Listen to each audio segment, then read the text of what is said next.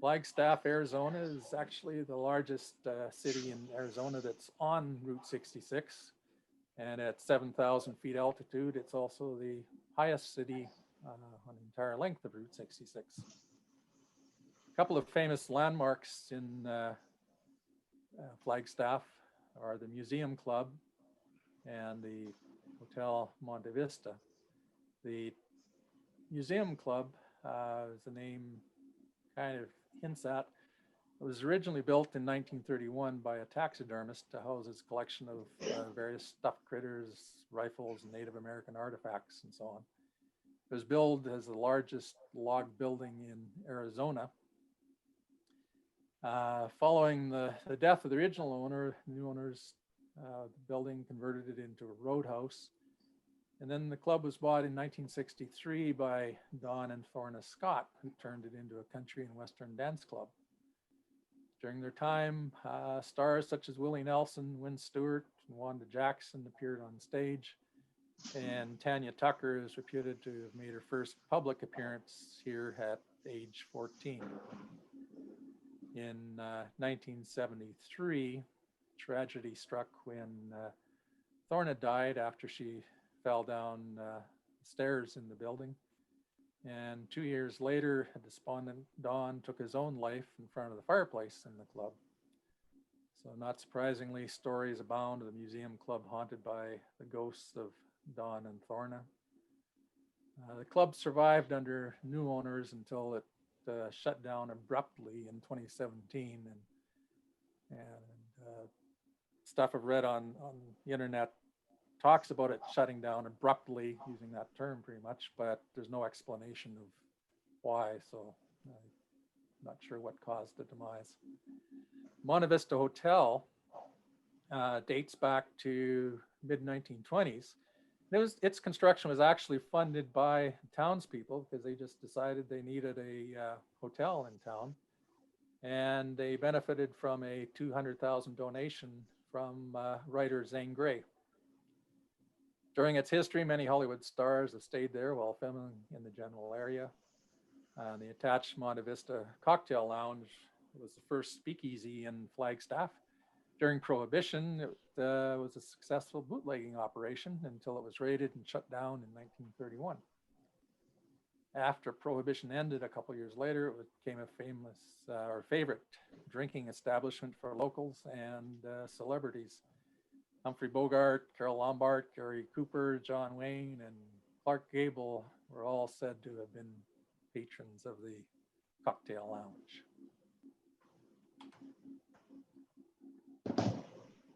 Williams, Arizona, if there's ever a town that shows off its Route 66 heritage, it would be Williams. It was actually the last town to be bypassed by I-40 when Route 66 was decommissioned. And it's a town, certainly it's rich in history of the railway, mining, ranching, gambling, and brothels. And today you can stay in the Red Garter Inn, which is a former brothel facing the train station. And actually, I had to stay there, just to say I had.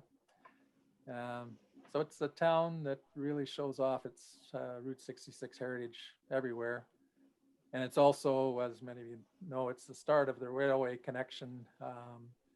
There's a train that runs from Williams to the Grand Canyon.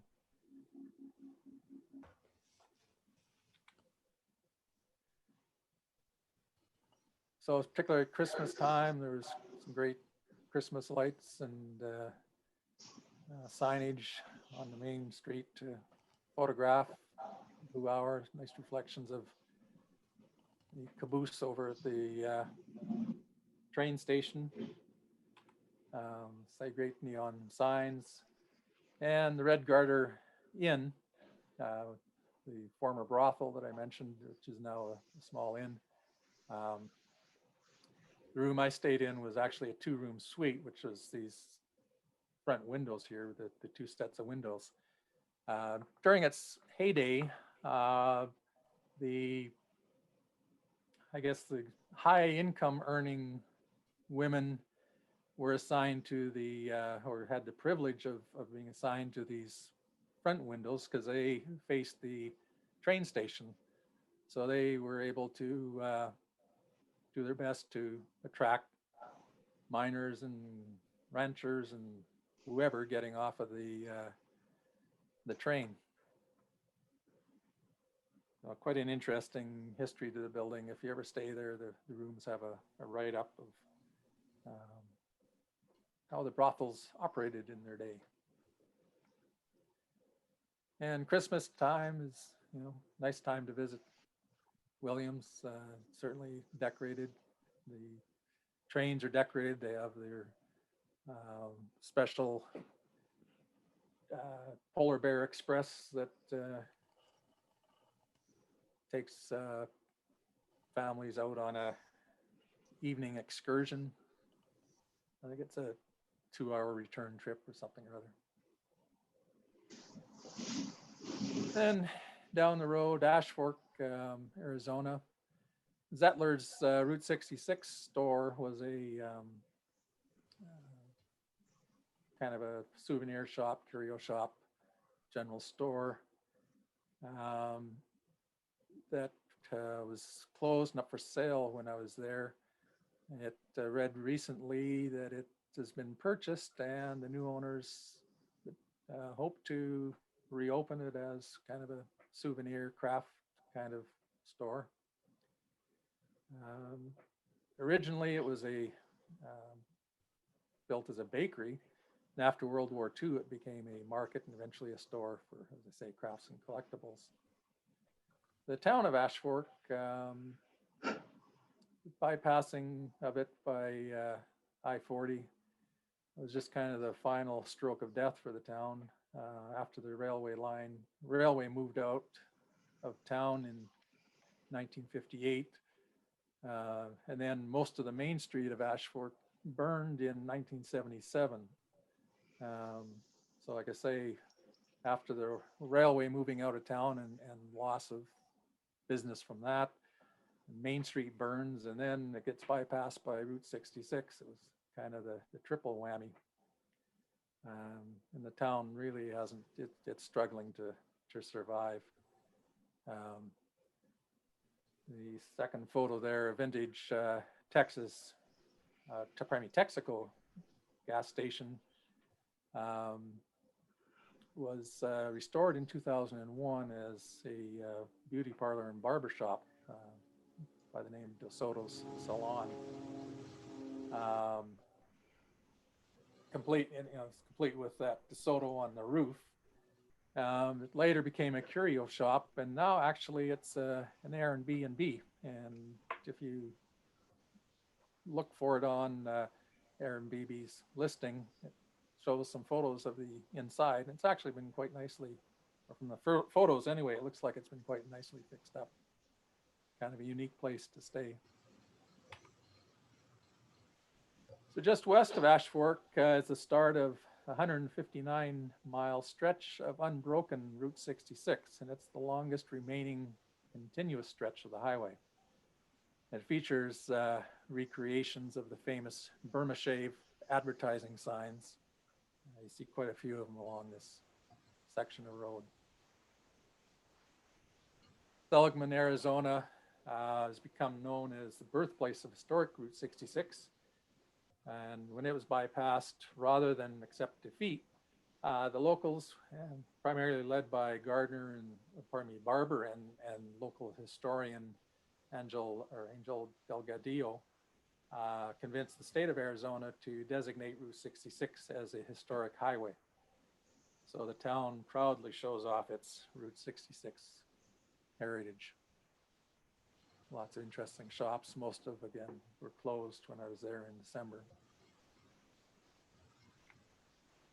Kind of a popular spot at one time to go mail your Valentine Day cards from was Valentine's, Arizona, which would, of course, give them a unique postal stamp or postmark on them. Not much there now other than sort of an old stored gas station that is now a gift shop, a gift souvenir shop. Hackberry, Arizona really is not much more than a general store, but it's kind of unique in that it has a,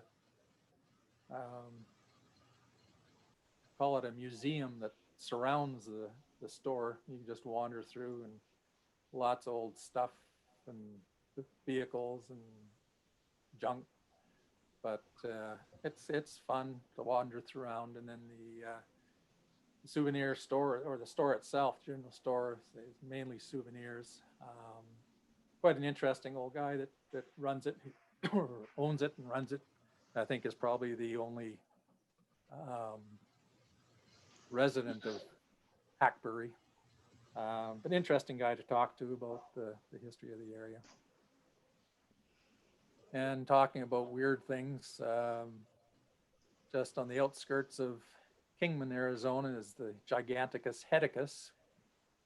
And not really sure just what the thought behind the art installation was, but it's kind of a Aztec kind of themed head, green head. And there's a little. Got an alien there too. Yeah. Yeah, it's kind of a weird spot, but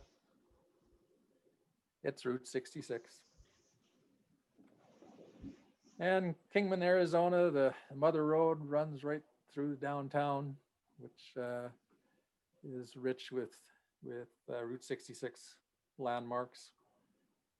Kind of an interesting town to look around. Lots of neat old buildings.